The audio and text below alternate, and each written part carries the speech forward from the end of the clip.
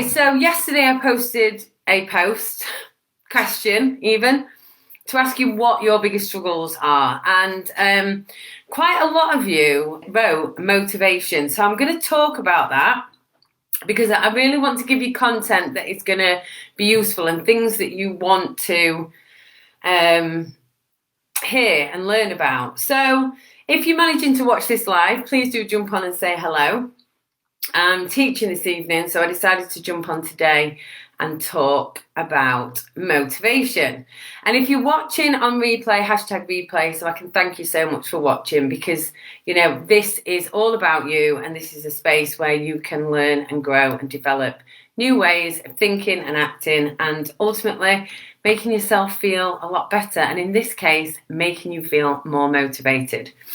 So what do we mean when we say, I want more motivation, I need more motivation, I haven't got any motivation? What do we mean by that?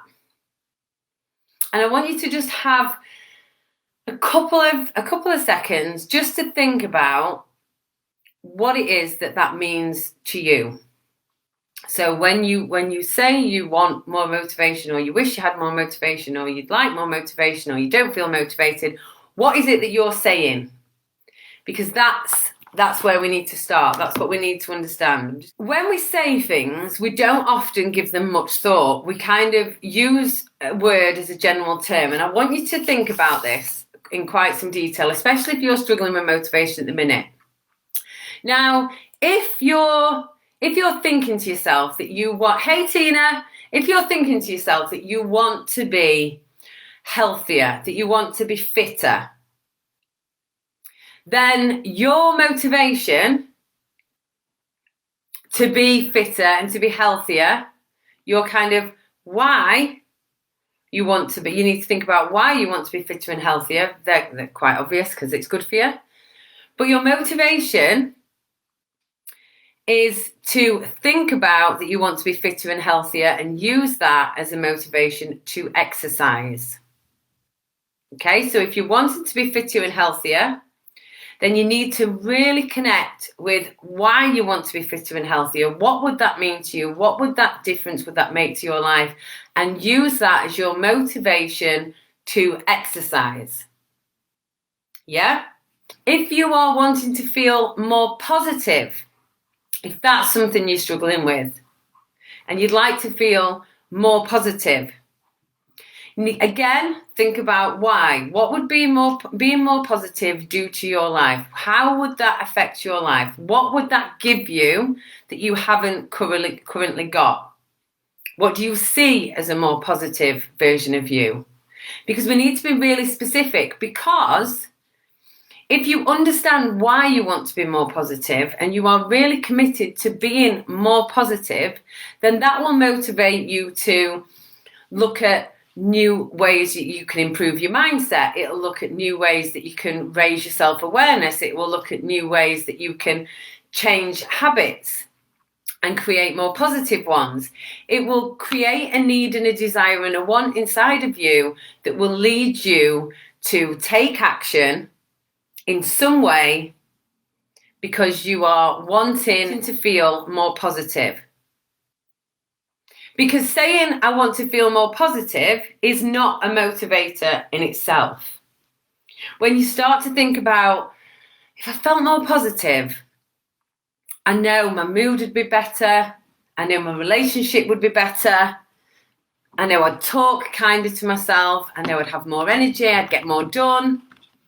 And that is the feelings that you need to connect with, because then you are motivated to look for ways in which you can create a more positive outlook.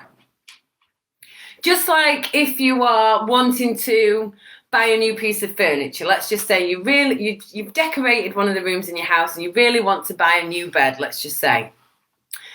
And you want to buy a new bed because you've decorated your room and it looks beautiful, but your old bed just doesn't quite look good enough in there, and you want a new one. You really, really want it because you've had your old bed for years, and now you've got a brand new decorated bedroom. You really think that this brand new bed would just be the icing on the cake and make it look perfect.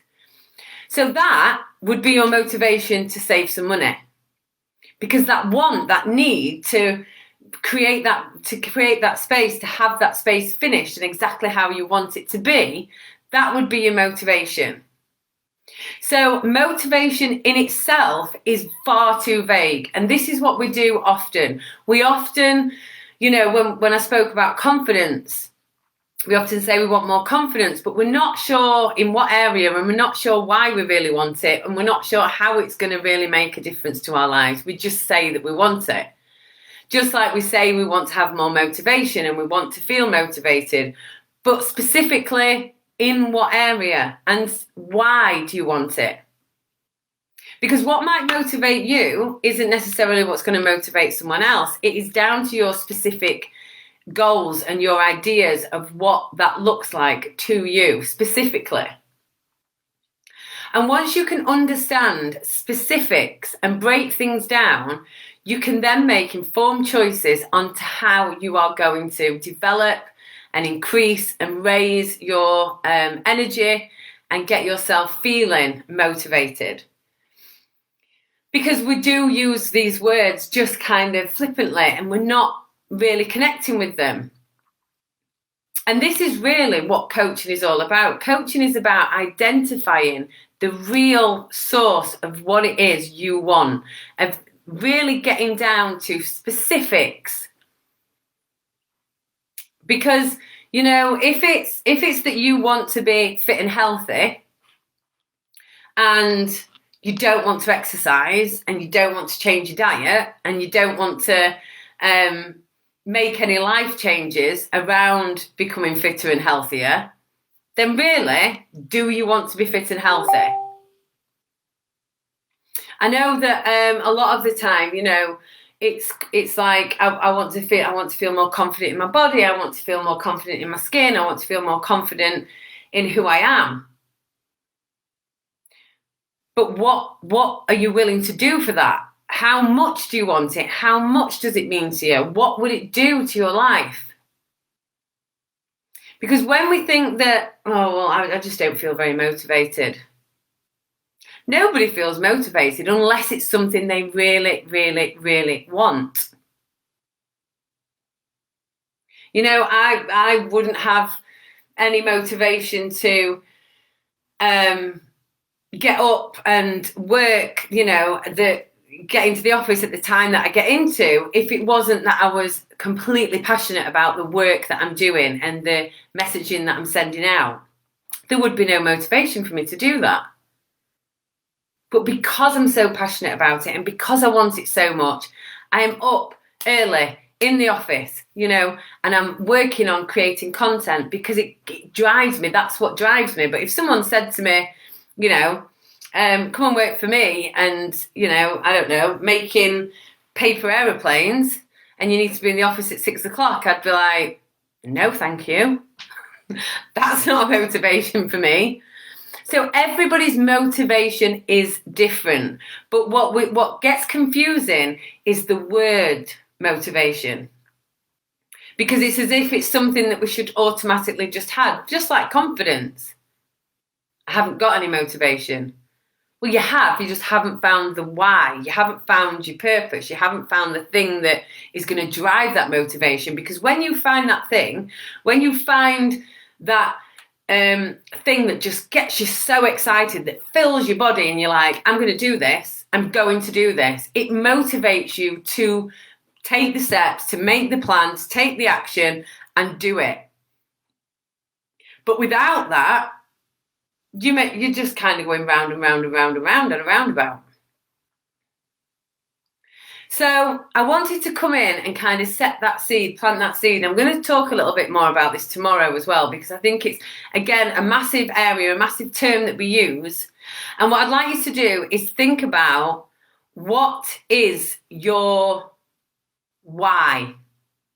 What is the thing that you want so much that you would be willing to do absolutely whatever it took to get you there? Because that is where your motivation is.